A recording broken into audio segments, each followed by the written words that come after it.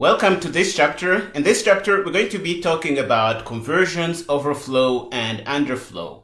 And this is something you need to be aware of if you are using different types in an expression or if you are doing assignments between different data types.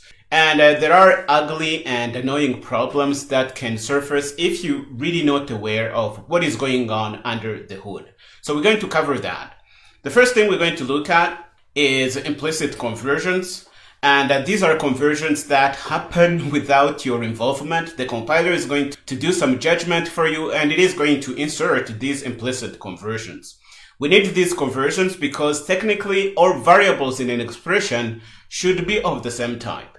So if the compiler realizes that some types are different than others, it is going to choose what the common types should be, and it is going to do the transformations from all the other types to that type that the compiler deemed for the expression that you are doing.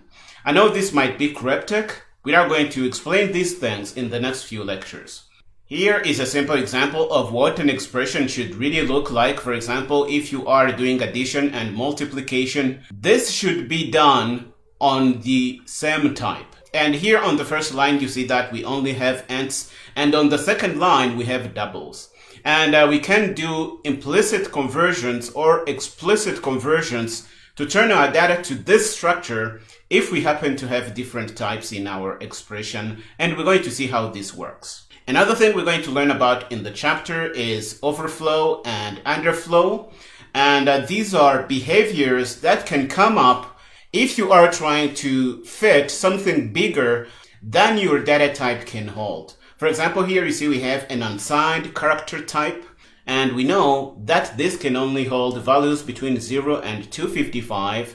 And if you try to put in something really big, data is going to overflow. And we're going to see what this means in the next few lectures.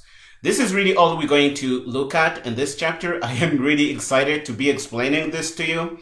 We're going to stop here in this lecture, and we're going to start learning about implicit conversions in the next lecture. Go ahead and finish up here and meet me there.